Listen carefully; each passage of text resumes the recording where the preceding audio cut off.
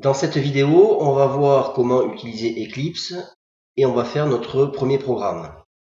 Donc dans ce programme, il y aura simplement l'affichage d'un petit texte. Donc voici le texte du programme que nous allons taper dans le logiciel Eclipse. Pour cela, on va commencer par créer sur le bureau un dossier qui va nous servir à stocker les fichiers programmes par la suite. Donc on fait un clic droit, on fait nouveau, dossier et on va l'appeler prog Eclipse. Ensuite, on lance le logiciel Eclipse en double-cliquant sur son icône. On nous demande de créer un espace de travail. Donc ici, on va inscrire le dossier que l'on a créé auparavant. Donc on fait brosse, on va sur le bureau, et ici on va retrouver notre dossier qui s'appelle prog Eclipse.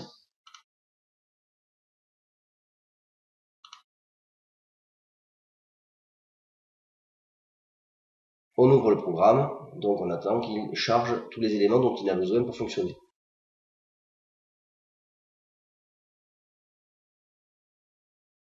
Donc voilà notre programme qui est ouvert. Donc ici on ferme à la croix, voilà ce qu'on obtient. Donc voilà ce qu'on appelle notre plan de travail. Donc on a ici l'explorateur de fichiers, où on va avoir tous nos fichiers qu'on va créer, tous les dossiers qu'on va créer également. Ici on a l'espace édition où on va taper nos programmes. Donc ici, cette partie on s'en servira pas, donc on peut fermer tout ça. Et ici de la même façon, la liste des tâches on n'en a pas besoin, et ceci non plus. Donc il nous reste finalement deux parties. L'explorateur de package, donc on verra ce que c'est, ce sera tout simplement des dossiers et programmes. Et ensuite, l'espace où on va éditer nos programmes. Donc première étape, on va créer un nouveau projet. Pour ça, on va faire clic sur la flèche et on va choisir Java Project. Donc on va donner un nom à ce projet. Alors de façon à pouvoir les gérer facilement, on va les numéroter à chaque fois. Comme ça, on les aura dans l'ordre chronologique. Donc le premier projet, on va l'appeler 01. Premier projet. Et donc on va mettre ce qu'on va faire dans ce projet, c'est-à-dire affichage texte.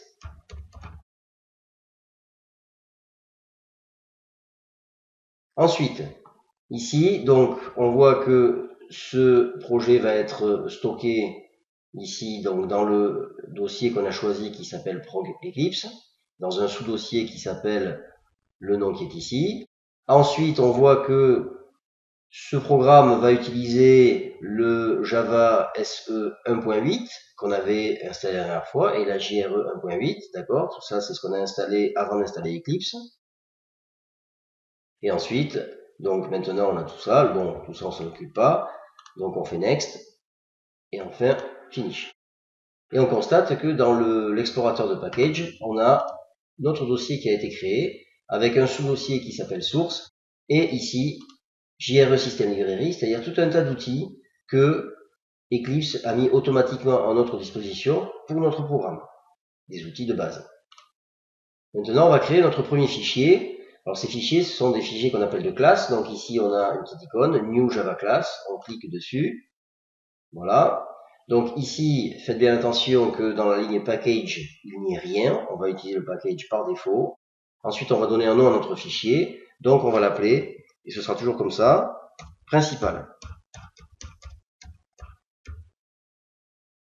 Ensuite, on va cliquer sur la fonction ici, public static void main. Très important, n'oubliez pas. Donc on coche cette case et ensuite finish. Voilà, nous avons créé un fichier. Vous voyez que ce fichier a été stocké dans ce qu'on appelle le package par défaut. Ça, on s'en occupe pas, c'est juste un dossier. Ce dossier est situé lui-même dans le dossier source. Et donc le fichier qui a été créé, c'est un fichier Java, c'est pour ça qu'on voit l'icône J ici qui l'indique. Et ensuite il s'appelle principal, c'est le nom qu'on a donné. Le fichier qui a créé Eclipse automatiquement contient donc une première instruction ici, où on retrouve le type du fichier, c'est un fichier classe, et ensuite on retrouve le nom du fichier. Alors évidemment, ce nom ici ne doit surtout pas être modifié parce que sinon le programme ne fonctionnera pas. Ici, on va déjà apprendre à mettre un commentaire, donc vous constatez ici que cette écriture en vert a été mise automatiquement par l'ordinateur et qu'elle est précédée de 2 /. C'est un commentaire sur une ligne, donc on peut l'enlever.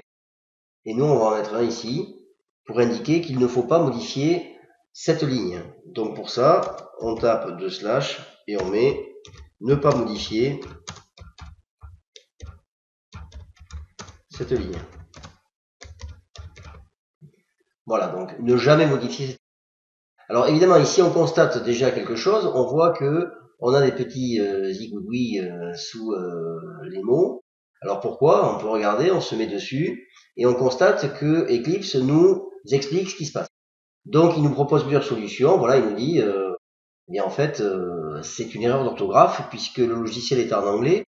Dès qu'on va mettre un mot qui ne fait pas partie du langage anglais, il considère que c'est une erreur de frappe.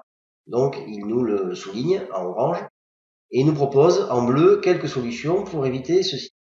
Donc nous, comme on va écrire des commentaires en français régulièrement, pour éviter ça, ce qu'on va faire, c'est qu'on va désactiver le vérificateur d'orthographe qui est ici. Donc on va ici cocher là-dessus et vous constatez désormais que il n'y a plus de petits machins qui sont sous les mots.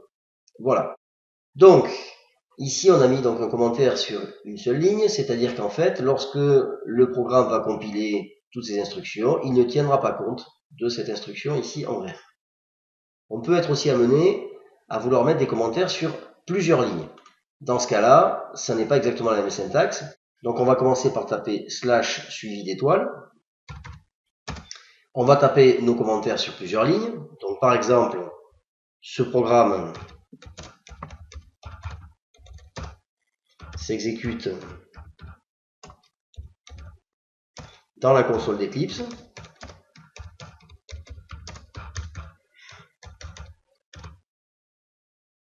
Voilà. Et donc on va dire ce qu'il fait. Il affiche le texte Hello World à l'écran. Donc il affiche le texte Hello World. Hello World à l'écran. Et donc comme notre commentaire se termine, on va le finir en mettant une étoile et un /.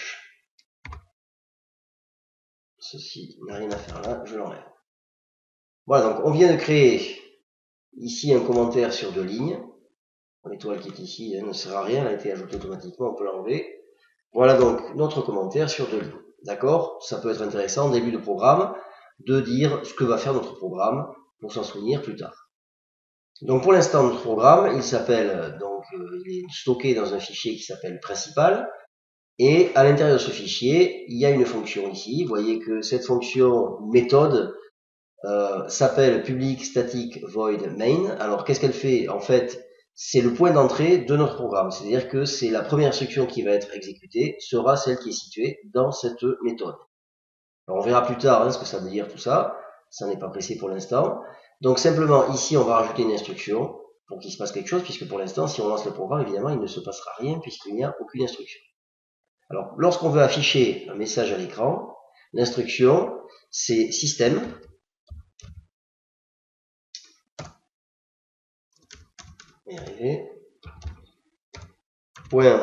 .out.print entre parenthèses, donc entre guillemets, on met notre message, c'est-à-dire en ce qui nous concerne, c'est Hello World. Avec un petit peu d'exclamation pour finir. Ensuite, ici, pour terminer mon instruction, je dois mettre un point virgule, puisque toujours en fin d'instruction, on met un point virgule. Voilà, donc j'ai ici une seule instruction dans mon programme. Je lui demande en fait d'afficher la phrase Hello World. Donc ce programme, maintenant, je vais l'exécuter. Alors pour l'exécuter, ici, on a une icône, d'accord, sur laquelle je vais cliquer. Vous voyez, Run, qui veut dire exécuter. Donc je clique dessus. Et là, il me demande, est-ce que je souhaite sauvegarder le fichier qui a été créé ici. Donc ce qu'on va faire, c'est qu'on va cliquer sur Always Save, comme ça, à chaque fois, il ne nous demandera plus, et il le fera automatiquement. Et ensuite, on fait OK. Et donc, on constate ici que dans cette partie-là qui vient d'apparaître, qui s'appelle la console, eh bien, le message s'est affiché. Alors en fait, ce programme est un programme qui ne peut s'exécuter que dans la console qui est ici. C'est pas un programme autonome. On verra bien plus tard comment on peut faire des programmes autonomes qui peuvent s'exécuter en dehors du logiciel Eclipse. Alors, pour récapituler ce qu'on a fait dans cette vidéo, donc on a créé ce petit programme qui est ici. Donc on a vu que la première ligne public classe principale ne devait surtout pas être modifiée puisque c'est le nom du fichier également, sinon ça ne fonctionne pas. On a vu ici que cette cette méthode était nécessaire puisque c'est de là que va se lancer le programme, d'accord, la méthode main qui doit être toujours présente. Voilà, et donc on a vu notre instruction qui ici, qui affichait le message Hello World. Alors on a exécuté le programme, on a vu qu'il s'est exécuté dans ce qu'on appelle la console, hein, qui est une partie du logiciel Eclipse. Et donc on a vu que ça a affiché le message voulu, tout simplement. Alors ce qu'on peut retenir comme instructions qui ont été utilisées dans cette vidéo, la première c'est le commentaire sur une ligne, qui s'écrit en commençant par 2/. Ensuite, on a vu qu'on pouvait faire des commentaires sur plusieurs lignes quand on veut, à condition de commencer la première ligne par /étoile et de terminer la dernière par étoile/. Et ensuite, on a vu l'instruction qui permet d'afficher dans la console une chaîne de caractères. Donc cette instruction, c'est system.out.print, entre parenthèses et entre guillemets, la chaîne de caractères qu'on veut afficher. Et comme toute instruction en Java, il faut qu'elle se termine par un point-virgule. On verra d'autres instructions qui permettent d'afficher également des caractères avec retour à la ligne, avec formatage, etc., etc. Pour finir cette vidéo, on peut éventuellement regarder ce qu'il y a dans notre dossier prog Eclipse.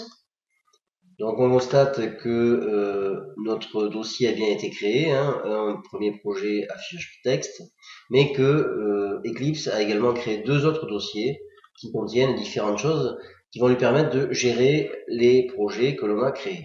Donc il ne faut surtout pas toucher à tout ça parce que sinon vous ne pourrez pas lancer vos programmes par la suite avec Eclipse. Et ici, si on ouvre notre dossier, vous voyez qu'on retrouve bien ce qu'on a créé, le dossier source ici, qui contient notre fichier principal qu'on peut ouvrir. Alors si vous avez un fichier à ouvrir comme ceci, vous utilisez Notepad++, qui est gratuit. Et donc avec ça, vous pouvez observer le contenu de votre fichier. Vous voyez, on a exactement le texte qui a été tapé. Et donc on peut éventuellement s'en servir, faire des copier-coller pour un autre programme par exemple.